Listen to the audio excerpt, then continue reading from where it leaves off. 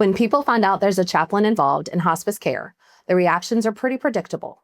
Some people feel relieved and some feel nervous. Some think, well, that's not really for us. We're not religious people. But here's what I want you to know before we get started today. This conversation isn't about religion. It's about something older and quieter than that. It's about what happens in a person's heart when they know their time is short, and what it means to have someone sit with them in that. Our guest today is a chaplain, and she's going to surprise you. She'll tell you about people who come in skeptical and left with something they didn't expect. She'll talk about what spiritual care really is, not a script, not a sermon, but a kind of presence. And she'll explain why this role exists, not to answer the biggest questions, but to make sure no one has to face them alone. No matter what you believe, this one's worth your time. I'm Miranda Lindsay, and this is It's More Than You Think, Hospice Honestly. Welcome. Thank you for being with us. Thank you for asking me. Change the narrative about what hospice is. You want to introduce yourself? Sure. My name's Kimberly Newenswonder. I'm a chaplain. I work at St. Tammany Parish Hospital. Prior to that, I worked as a bereavement coordinator for hospice, which is where we met. Yes. And transitioned from bereavement care into chaplaincy. So I'll share as little or as much about all that.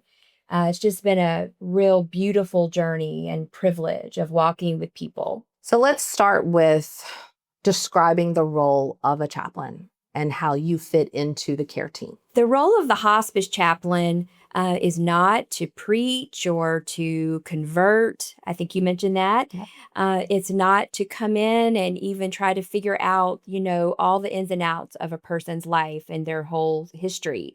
But it is in this fragile time to figure out and help that person establish what brings hope, meaning, and purpose to their life. As we face end of life, those are probably some of the most pressing thoughts on a person's mind, along with many other emotions that a chaplain can accompany that person through. Thank you. So you kind of alluded to it. You mentioned it about your journey to become a chaplain, and your previous role and what led you here. And I know a lot of it's personal. So, Sure. Do you want to share what led you from bereavement to chaplaincy? So prior to even doing bereavement, I had a whole course set for my life, as many of us do. And I had gotten a degree in counseling, a very short career as a child and family therapist. My mother had a catastrophic illness that called me to be at home with her, to be a caregiver. That opened up a whole new world of being in hospitals and doctor's appointments and really dealing with intense medical things that I really had never dealt with before. And so when I went back to work, and I say that in quotes because being a caregiver is certainly it's work and it's valuable work. And there are many folks throughout our society, and especially in hospice families, who are carrying heavy loads. When I went back to work, the doors opened for me to become a bereavement coordinator. And I met some of the best people I'll ever know working in hospice and learned about what it means to walk with people right up until those very end moments, but through those moments as they made meaning and made dignity at the end of their life. And then I became a chaplain. So after working in hospice for about 7 years, I kind of noticed I was sort of doing spiritual work a lot of the time. What is spiritual? Well, we've just established that can be all sorts of things. It's not necessarily conducting a service or reading scripture, as important as those things are. So I went about trying to figure out, well, what was the next step? For me, that was something called clinical pastoral education.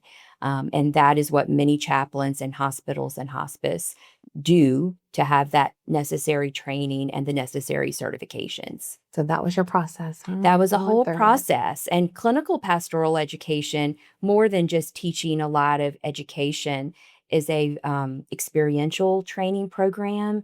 and has a lot to do with who you are. Figure out yourself. How do you serve others with carrying these heavy subjects and these heavy time periods without becoming a barrier? And how do you do that for the long term? Good things to learn as you navigate families through. How do you approach providing spiritual care in a diverse and multi-faith environment? Because, like you said, it's not a sermon, it's not preaching at someone. And faith is different for sometimes everyone. It surely is. And that's a really good question. And we're in an increasingly diverse and I would say secular environment. Here in Louisiana, we have a really rich tapestry of faith, a great deal of openness and tolerance, I would say, to all sorts of faith groups. So I think approaching people with that spirit, that curiosity, that respect, that's the main thing as we meet different sorts of folks. The bottom line is we're mostly interacting human to human. Sure, I have a little bit of extra training and theological frameworks. I've become familiar with different faith groups, and so I know a little bit about a lot of things. Not an expert for sure. So if someone starts talking to me and I do a spiritual assessment, that's what a hospice chaplain and a hospital chaplain do right from the beginning, a basic spiritual assessment to kind of know where the person is. And I always tell people, tell me as little or as much about your story, and then we go from there. So when I think your role and how it plays into the hospice team and end of life, one thing that's really important for me personally is peace, right? Like that's what I want. That's what I want everyone, everyone that we touch separately and together to experience is peace. So how do you help the patients and also their families find peace or meaning at the end of their lives while also respecting and meeting them where they are? Well, that is my main goal. I feel like I know I can't fix things. I don't have a magic wand to come in and change the past or the present. But how do we together establish peace? Sometimes that means having those tough conversations with families and mending some of those breaking points that may have happened in the family. Sometimes that means having honest conversations about perhaps misconceptions about God or whatever framework fits best in that person's religious group. People talk about things that they've not felt forgiven for. That's going to be a barrier to peace. People often talk about something that happened that was abusive or wasn't right in their past associated with the church. So any chaplain has to walk into those very intimate spaces knowing you're representing something bigger than yourself, and tread lightly and very honestly with the person, with that main goal being how to have that person come to a place of peace so that they can be at rest in those final days. So you kind of navigate them through that while meeting them where they are. Absolutely. And facilitating the things that might need to happen, whether that be another religious clergy coming in to do specific rituals that might fit better for that person. Sometimes it's advocating. Chaplains are to be the voice of justice in this world that has a lot of injustice. So it's normalizing those things that people might say, well, that was wrong or that wasn't fair. And then, it's okay to say that. But then now where do we go from there to make peace amongst your family, your faith community, so that you can move forward? I would think one of the, and correct me if I'm wrong, one of the more difficult roles that you take on are some of the common questions or spiritual concerns that, your patient or their family has towards the end or at the end.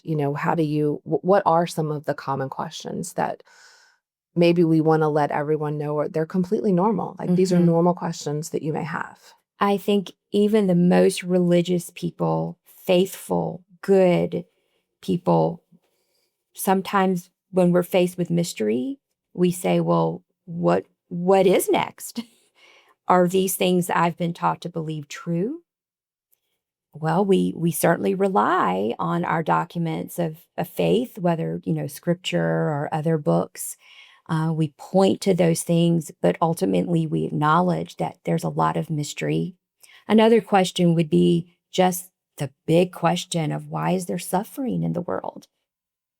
If you're the person with a diagnosis that feels very unfair, um, boy, I'm not going to try to give big answers for that. I'm certainly not going to ascribe it as, well, there's some big purpose Sure. in your sickness. But it might be helpful to look at the whole picture of suffering in the world. Um, what do our faith beliefs tell us about that?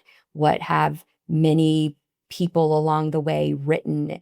So I often share appropriately with families, patients, staff, because the staff is part of my senses as well. How do we help each other walk through these, very fragile places? Um, I would never try to give a lot of answers. I do more listening than answers. Would you say that that's how you help someone who is struggling, is maybe sometimes just sitting with them and being with them Yeah. as they navigate through it? You don't maybe navigate it for them, but sit with them. It's a large part of it. Yes, I would agree with that statement. I believe strongly in the individual's agency to come to a place of resolution, as long as we're supporting that person through that. That's not just going to be me as the chaplain. It's going to be the whole team, and it's going to be their community as well. But having that capacity to be still, to not be afraid of sorrow. We're very conditioned to walk away from the tough things and to want to fix things for one another. That comes from a good place, of course, but there's some things we can't. And so in the end, it's just being there with one another.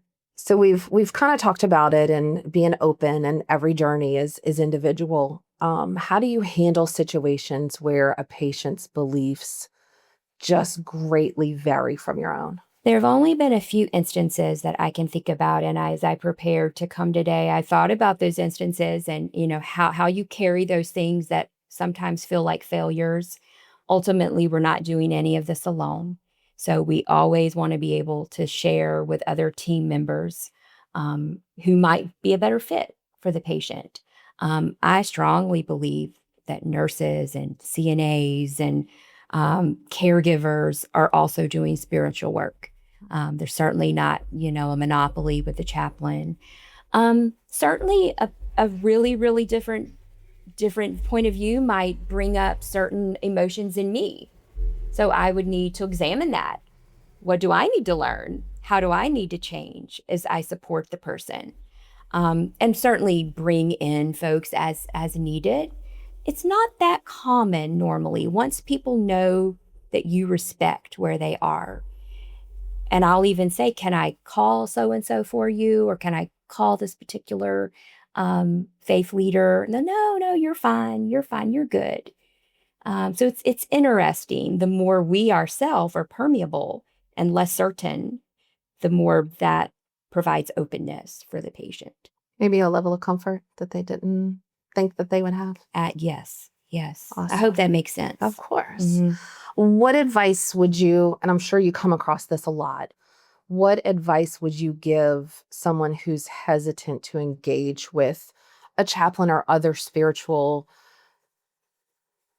person, for lack of a better term, during their journey? Sure, that's a common sort of response in hospice. Well, I have my own pastor, or yeah, the deacons come by to visit me. And so I support and affirm that 100%. And I'll often say something like, we're just part of the team, and we're just one more set of hands and listening ears to support you and your family. And folks really normally want their family to be supported too. Sure. We're also objective. So we're not like bringing in past stories, or we don't know everything um, that has maybe happened in that person's own faith community. Sure. So we can be objective, and we're confidential as well. Hmm. So we're a really safe place for them to work out these big questions and emotions that might just be their place. Give them that sense of privacy that they might not have in other places. How do you take care of yourself and make self-care a priority while you are walking Mhm. this journey with so many families at one time? Mhm. Well, first, I'll say that it's just a enormous privilege to be with patients, and there's a great deal of energy that you're gaining from that. It's not sad. It doesn't feel sad to do that with people a lot of the time. Other times it's very heavy. So you do need self-care rituals. And for me, that's things like walking and going on trips just to the next town, even, a change of scenery. I do certain readings and light the candles and just get massages, easy things like that. Talk with friends. Big fans Um, of massages. Big fans, working out those hidden emotions. But those are all things that I think anyone who's going to last for the long haul in this sort of work, um, give myself as much grace as I'm trying to encourage folks to do for themselves. We're not going to get it right all of the time. So taking a lot of humility, and my own personal faith philosophy is that I'm just partnering with God. I'm not doing it on my own. And so I don't have to see it to the end all the time. I Mhm. can let my hands open.